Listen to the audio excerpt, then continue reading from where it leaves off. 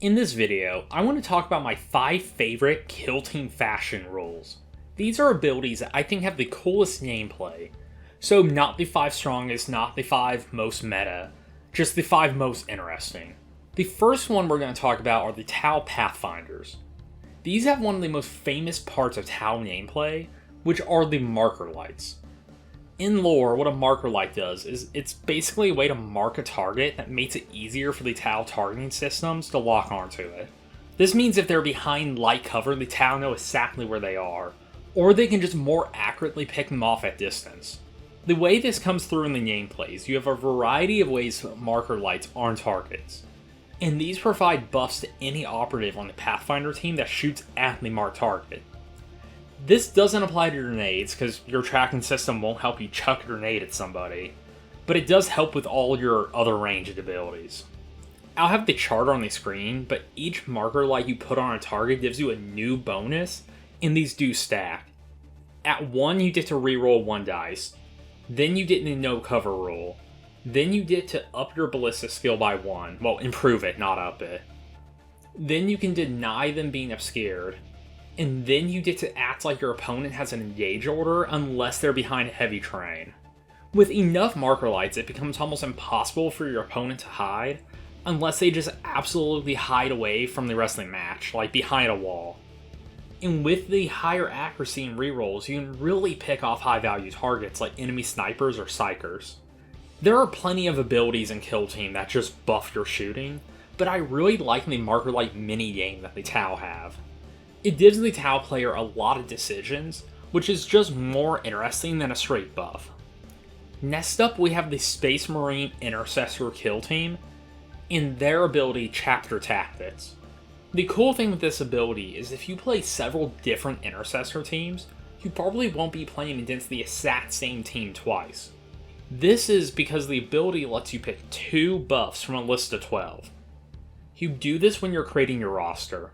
So basically, these 2 buffs you choose are supposed to represent your chapter. For example, if you're playing a fast melee chapter like Space Wolves, you might pick Aggression, which gives you rending if you charge, and then you might pick Raider, which lets you normal move into engagement or charge out of engagement to a different target.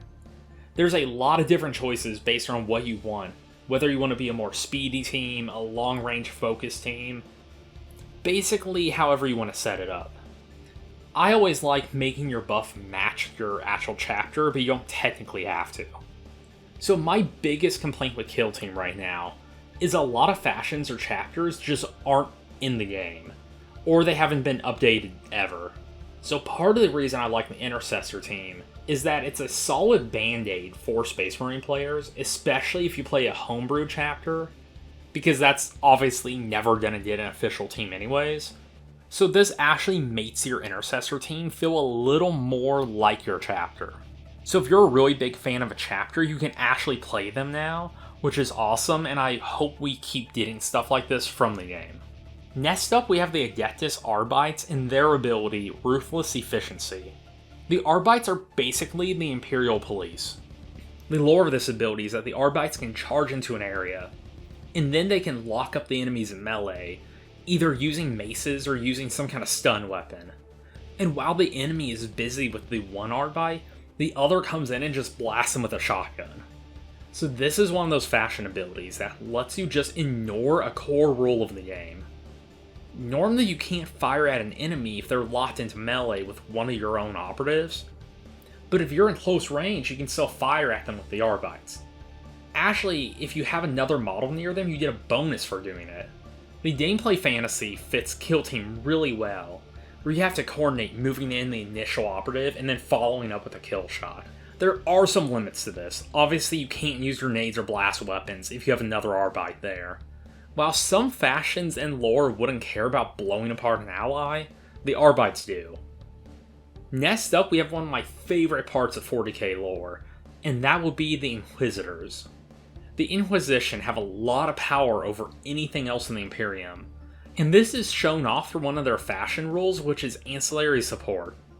Here they have the options of the Sisters of Silence, Tempestus Scions, Adeptus Arbites, Imperial Navy Breachers, Casterkin, or Veteran Guard. While some of these do play pretty similar to each other, you can either pick the one that fits the narrative you're playing if you're doing a more narrative casual match, or if you're playing more seriously, you can try to counterpick your opponent or the situation. If they are Psyker heavy, then you can run Sisters of Silence, or if you're in tight corridors, you can use something like the Arbites or the Breachers. This makes this team one of the most varied teams in the entire game, and for narrative, I absolutely love this ability. Because you could have your named Inquisitorial agents as your main force, so you're really focusing on them, they're kind of who the story's revolving around, and then you can throw in different supports to fit the narrative. And because half your team changes every time, it wouldn't get that boring. For narrative, there's only so many times you can play the same team over and over, and it not get a touch boring, so this really helps prevent that. Now we have the Chaos Cultists and their abilities which do pair up with each other, which are Mutation and Accursed Diffs. The concept behind these abilities is that you start off with a bunch of normal Chaos Cultists, but they mutate over the course of the battle. They become mutants after their first transformation, which still have a lot of human traits but are clearly twisted by Chaos. In-game, these mutants lose the ability to use range attacks, and are worse at doing missions, but they gain some damage in melee and become harder to kill. They also gain an Accursed Diff, which is the other ability of this team. That means you pick an upgrade after the first mutation, and then all mutants will have it for the rest of the match.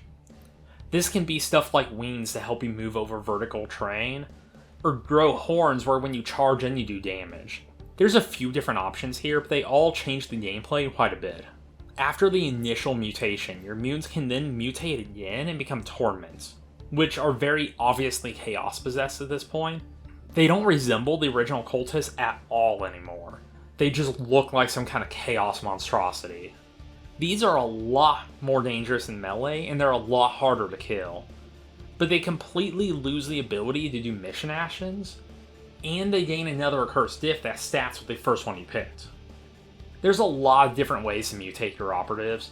One of your leaders can force mutations, or your operatives mutate if they survive after melee combat, which the normal cultists normally don't. They're pretty squishy. You also have the option to pass on using a strategic ploy and mutate several of your operatives at once later in the game, so there's a few different options here.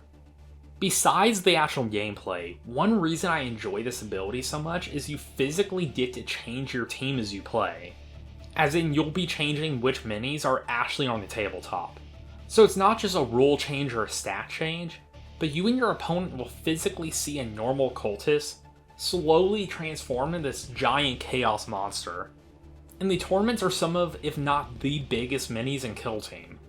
The only thing I can think of that's as big as one of the Torments is maybe a Tyranid Warrior, if you actually have their heavy weapons. That wraps up my list. Let me know what your favorite fashion abilities are in the comments. Thank you for watching.